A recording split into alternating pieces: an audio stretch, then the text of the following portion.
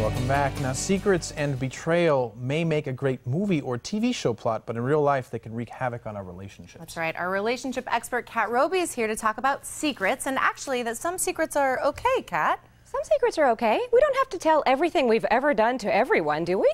No. I hope not. Absolutely not.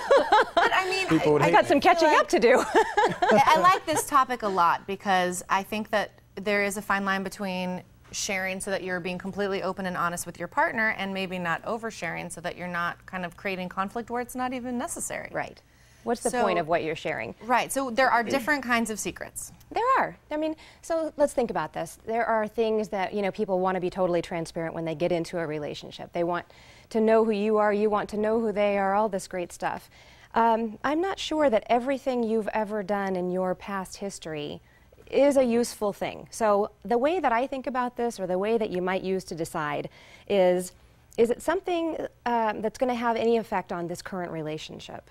You know, is it something you've done, you've closed the doors on, it's maybe a negative thing, you don't want to think about it anymore, it will never come up again? Is it something that you've done that may call into question your character? Or your belief system going into a relationship, going into a marriage, going into having children? Those might be important things to talk about, even though they're in the past, so that this person knows who you are and what you stand for. And even if you made a mistake and wouldn't have done that thing again. You know, it's very challenging, because really the crux of all relationship comes from how willing are you to be vulnerable and open. And really, it's not even about the other person accepting you. It's about you accepting yourself, all of the truth, all of the warts. And that's the hardest part. Yes. Right there. And, you know, you're talking about full disclosure. In a relationship, I feel like it's kind of like looking at the Carfax when you're going to buy a car. It's like Such a guy. I know. Well, I just bought a car, so I got cars on the mind. But you see the report, Right. and you can see any accidents reported. Yeah. But you don't know everything that was done to that car. It's not all there. Right. But if it doesn't affect how it moves. Exactly. That's fine. a great analogy, I think. I'm thinking that through. I think that works. I like that Alex is here, because he's kind of speaking to our male viewers. Right? Which I think is important as well. Now, maybe, Kat, what if somebody is in a relationship, they have a secret, and it's a secret they feel like their partner should know about, but they haven't kind of gotten the guts to tell them yet? Do you have any advice on how to open that conversation? Yeah, I think if it's bugging you, it's already in your way of connection, right?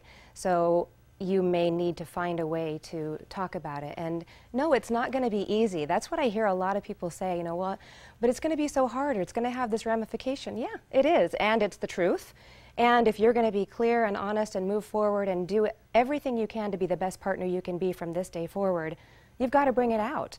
Now, if the partner forgives and moves on, it's up to the partner to really, truly forgive and not pick that up and throw it back into the fire every time there's an argument, or hold it as a resentment, because then they're not fully investing in the relationship either.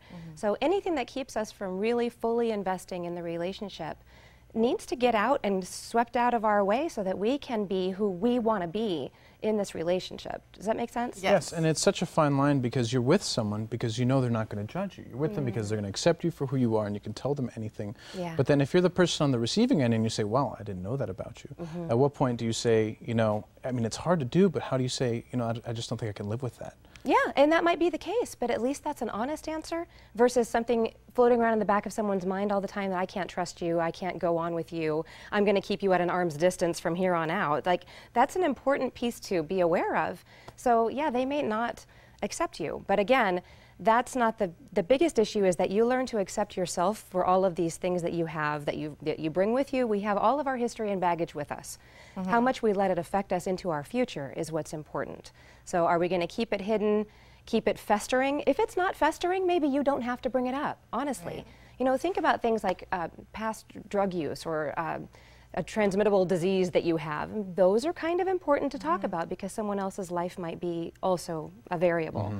But things that you've done in the past that don't really have any ramifications, maybe you don't have to. And if it doesn't keep you at an arm's distance from your connection, both with you and with your partner, maybe it doesn't need to be discussed. And we also need to kind of even say out loud that sometimes sharing these secrets can actually bring you closer together. Absolutely. And I feel like my fiance and I, which I'm going to say husband in like 4 more days, by the way. Congratulations. Thank you. We had, you know, early on in our dating relationship, we had a couple drinks, and we shared a lot about our previous lives. And it was hard to hear, and it was hard to say, but we know these things about each other now and we fully accept each other. I mean, do you feel like that is maybe a good outcome of sharing secrets? Definitely, and that's what I see day in and day out in my practice is people who, especially dealing with affairs, so to speak, things like the big things that shake a relationship that happen within the current relationship, being able to even talk through that, move through that, clear the air, and figure out what was the environment that helped to create that activity. You know, that's really powerful stuff, and more often than not, people that come in for couples counseling end up being thankful that they learn these things and are able to move through them in a different way versus seeing themselves as broken. Yes, it's cathartic. And Kat, thank you so much for coming on again. It's always fascinating. Thank you. Thank you. Come back again. To get more tips to optimize your relationships, just call Kat at 906-3392 or go online to robeycounseling.com.